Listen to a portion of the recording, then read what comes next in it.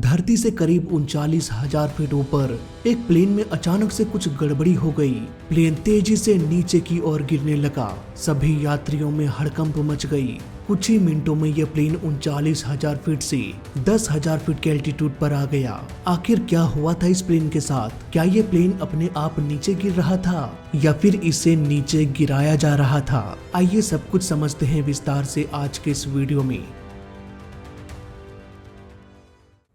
30 जून 2025 और एक Japanese plane Spring Airline China के संघाई एयरपोर्ट से टोक्यो जापान के लिए उड़ान भरा। ये बोइंग 737-800 मॉडल का प्लेन था। प्लेन में कुल 191 लोग सवार थे। उड़ान के बाद प्लेन में सब कुछ सही चलता रहा। धीरे धीरे ये प्लेन 37,000 फीट के एल्टीट्यूड पर भी पहुंच गया। लेकिन इसके बाद जो खतरा सामने आने वाला था, प्लेन में सवार सभी यात्री उससे अनजान थे। एक ऐसा खतरा जिसमें यात्री सांस भी नहीं ले पाते और दम घुटने से सभी की मौत भी हो सकती थी। कुछ ही देर बाद ये प्लेन 39,000 फीट के एल्टीट्यूड के लिए बढ़ रहा था। लेकिन तभी अचानक से केबिन का प्रेशर लो हो गया। उस वक्त प्लेन की ऊंचाई 38,600 फीट थी। क्या केबिन का एयर प्रेशर लो हो जाने से यात्रियों को कोई खतरा हो सकता था? जवाब है हाँ।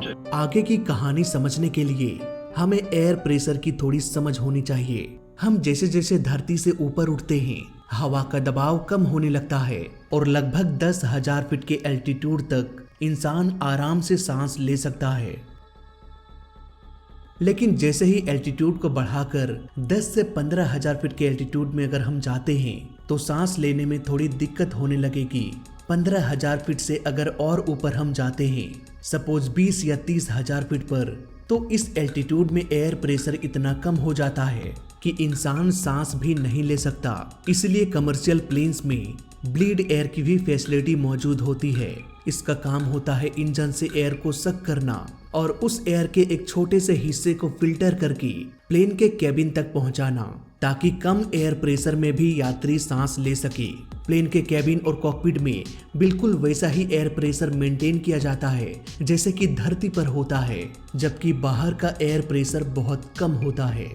इसके अलावा जो यात्री सांस छोड़ते हैं, जो कार्बन डाइऑक्साइड रिलीज होती है, वो प्लेन के एक छोटे से होल से बाहर निकल जाता है। इसे हम आउटफ्लो वाल्व के नाम से जानते हैं। लेकिन कई बार सिचुएशन ऐसी हो जाती है कि प्लेन का इंजन ही फेल हो जाता है या किसी कारण से ब्लीड एयर का सप्लाई केबिन में नहीं हो पाने लगता है। ऐसे में यात्री सांस भी नहीं ले पाएंगे। ऐसे केस में प्लेन में हर एक यात्रियों के लिए, इवन पायलट और क्रू मेंबर्स के लिए भी इमरजेंसी ऑक्सीजन मास्क होता है।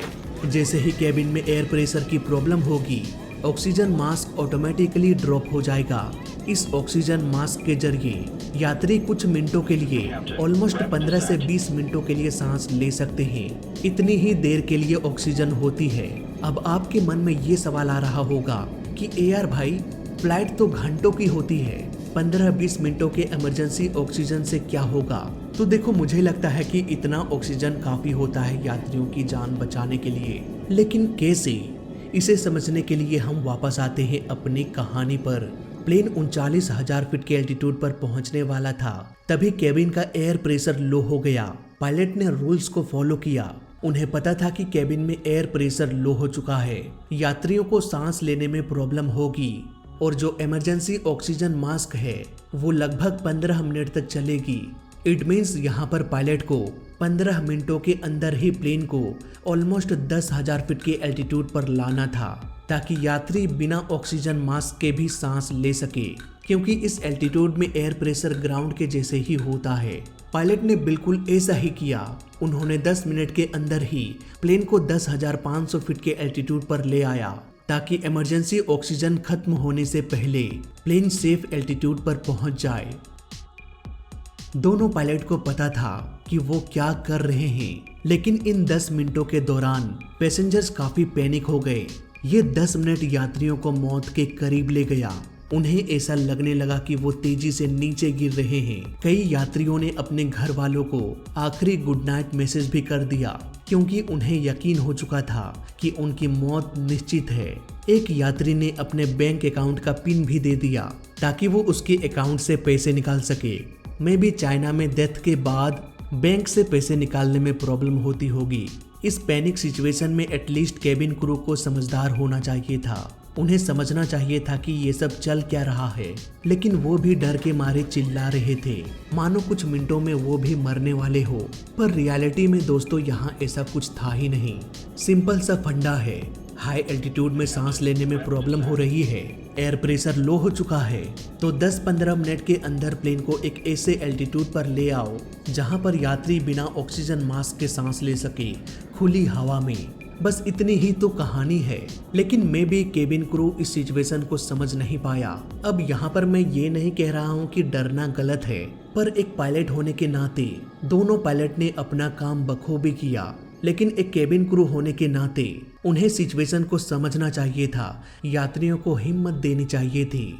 खैर जो होना था वो हो गया, लेकिन प्लेन को कुछ नहीं हुआ। ये जापान में ही पास के एक एयरपोर्ट में लैंड कर गया बिना किसी दिक्कत की। बात करें प्लेन की तो यात्रियों के बयान के अनुसार उन्हें एक धमाके की आवाज सुनाई दी थी। हो सकता है प्लेन के किसी हिस्से में छेद हो गया हो। ये छेद इंटरनली भी हो सकता है। फॉर एग्जाम्पल प्लेन के पीछे बल्क हेड होता है जो प्लेन के अंदर के प्रेशर को मेंटेन रखता है। हो सकता है उसमें भी किसी वजह से होल हो गया हो। प्रॉब्लम कहाँ थी इसके बारे में फिलहाल कोई भी जानकारी हमारे पास नहीं है। हालांकि प्लेन में डीकम्प्रेशन हो जाना बहुत बड़ा खतरा नहीं है। EDTO ने यानी कि एक्सटेंडेड डाइवर्जन टाइम ऑपरेशन, इनका एक रूल है कि अगर आपका प्लेन एक ऐसे रूट पर फ्लाई कर रहा है जहां मैक्सिमम एल्टीट्यूड से 10,000 फीट के एल्टीट्यूड पर आने में 10 से 15 मिनट का वक्त लगता है और उस रूट में हर घंटे एक ना एक एयरपोर्ट, हर घंटे के इंटरवल में एक एयरपोर्ट मौजूद है, तो 20-25 मिनट के ऑक्सीजन के साथ प्लेन को उड़ान भरने की अनुमति दे दी जाती है। लेकिन सपोज अगर कोई प्लेन हिमालय के ऊपर से उड़ान भरता है तो वो प्लेन इमरजेंसी केस में कभी 10,000 फीट के एल्टीट्यूड पर आ ही नहीं पाएगा, क्योंकि पर्वत की ऊंचाई ही 10,000 फीट के एल्टीट्यूड से अधिक है। ऐसे में यहाँ पर इस तरह के प्लेन्स को हिमालय के ऊपर से उड़ने की परमिशन नहीं दी जाती है। वहाँ पर वही प्लेन्स उड़ान भर सकते हैं जिसमें इमरजेंसी ऑक्सीजन मिनटों में नहीं बल्कि घंटों में हो, ताकि अगर एयरपोर्ट दूर है तो वहां तक पहुंचा जा सके और पैसेंजर्स की भी ऑक्सीजन खत्म ना हो जाए। कुल मिलाकर कहा जाए तो एविएशन में सुरक्षा के बहुत सारे नियम हैं, इसलिए भले ही इस प्लेन के अंदर बैठे यात्री पैनिक सिचुएशन में आ गए हों, पर असल कहानी ये थी कि प्रॉब्लम उतनी बड़ी नहीं थी जितना कि सोशल मीडिया में दिखाया जा रहा है। और अब तो पूरा केस आपको समझ में भी आ गया होगा। तो फिलहाल इस छोटे से वीडियो में अभी तक लिए बस इतना ही। वीडियो अच्छा लगा तो लाइक कर देना, बुरा लगा तो डिसलाइक कर देना, और दोनों ही केस में इस चैनल को सब्सक्राइब कर देना, क्योंकि इस चैनल में सीखने के लिए बहुत कुछ है। तो मैं मिलता हूँ आपसे अगली वीडियो में, तब तक के लिए देखते रहिए और सीखते रहिए। जय हिंद, वंदे मातरम।